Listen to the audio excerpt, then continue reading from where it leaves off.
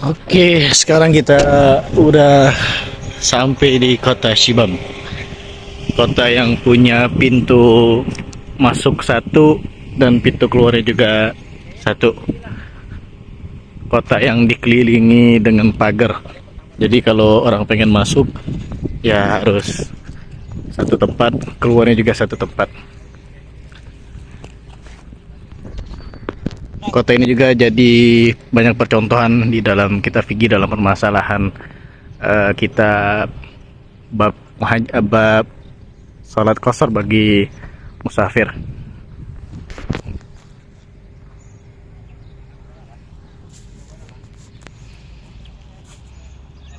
Kota Shibam, Yaman, Hadramut. Sebuah mahakarya manusia berabad-abad silam.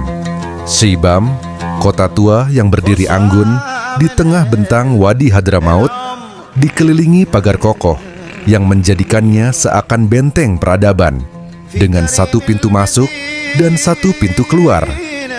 Sebuah kota yang dijuluki Manhattan of the Desert, kota yang menjadi salah satu asas peradaban urban vertikal paling awal di dunia.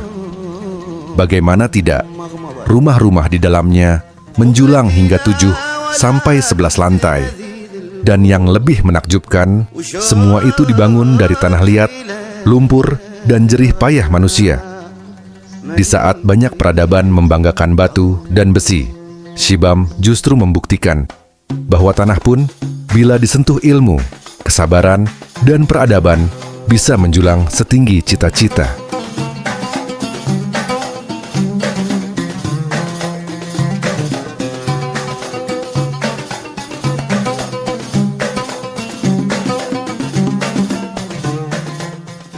Bismillah, jadi kita di sini bersama ada Syekh Al-Wali Allah Syekh Barakat. Kefal ya. Alhamdulillah. Ya sahla. Shibam. ما شاء الله شباب تعتبر من المناطق الجميلة التي يأتون إليها جميع من يحب حضرموت، وكذلك هذه الأبنية التي تعتبر روح العمق التاريخي لهذه المدينة. وكما هو معروف مشاهد اللبن هذا الذي عندما تراه يرتاح له القلب ويرتاح له الجنان، وإن شاء الله ترون ما رأيتم في هذه الأوقات. خلاص كمل معلومة كمل. أيوة أنت بالنسبة لك لأنك مشي فلوس كثير.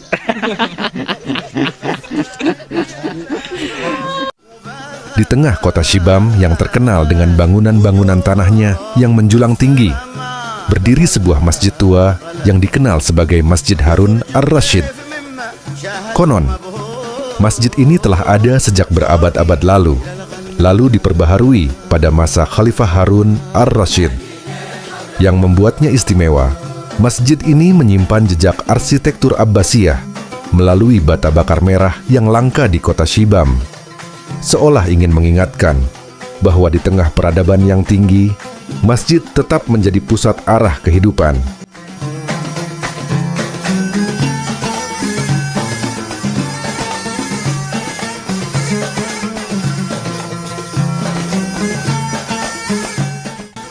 Setelah dari masjid, kami pun melangkah lebih jauh menelusuri isi kota tua ini.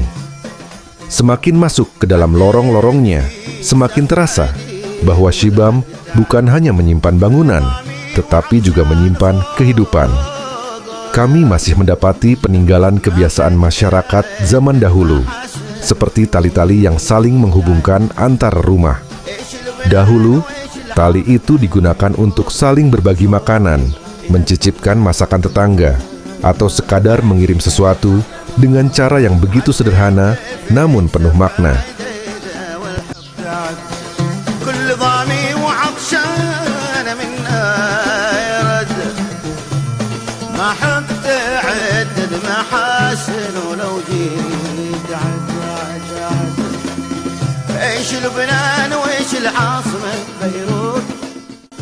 Di beberapa rumah, pada kusen pintunya, masih tercatat tahun berdirinya bangunan tersebut, seolah setiap pintu di kota ini bukan hanya gerbang menuju rumah, tetapi juga gerbang menuju sejarah. Kami juga menemukan sebuah alat tradisional yang sekilas tampak seperti tempat duduk, padahal sebenarnya digunakan untuk menumbuk gandum. Dari hal-hal kecil seperti inilah, Shibam terasa hidup.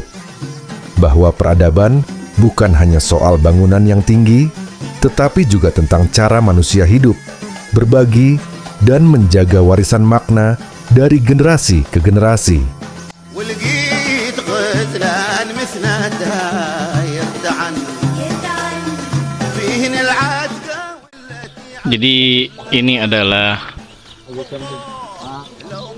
pagar kota Shibam. Jadi kota Shibam itu dipagerin sama dinding kayak gini. Jadi kota Shibam itu tempat masuknya satu, tempat keluarnya juga satu. Sah ya berkat. Ayo.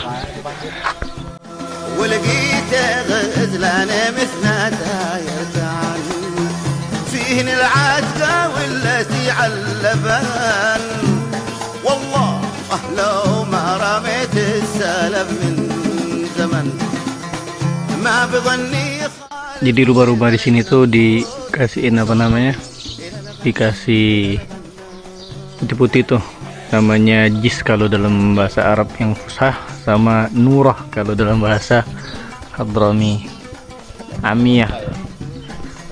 Tuh semua rumah tuh dikasih atasnya. Fungsinya buat apa namanya? Buat agar air tuh nggak langsung kena bangunan, karena kan bangunannya tanah.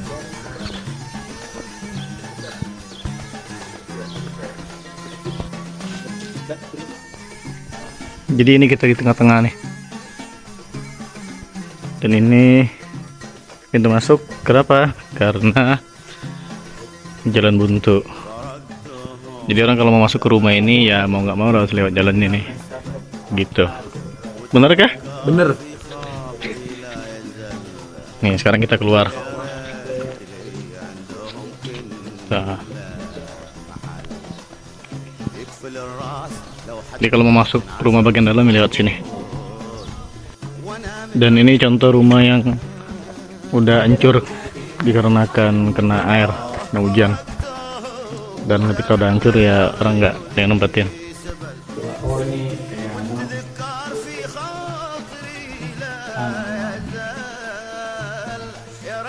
Jadi ini penerangan alami untuk nerangin tangga.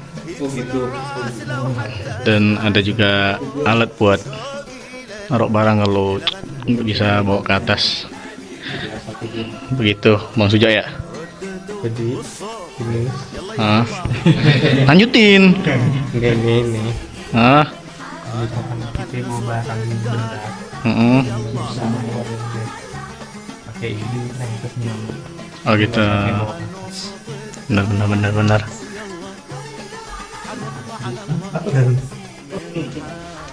Nih kita di dalam rumahnya.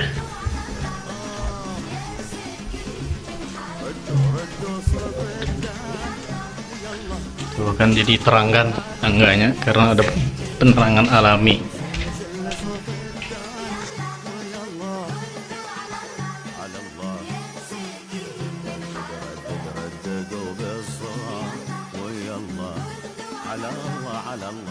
رددوا بالصوت يلا يلا نغني صوت الدال يلا غنوا صوت الدال يلا على الله على الله من حاب غني صوت الدال يلا ردوا صوت الدال يلا على الله شل صوت الدال يلا على الله رددوا بالصوت ويلا على الله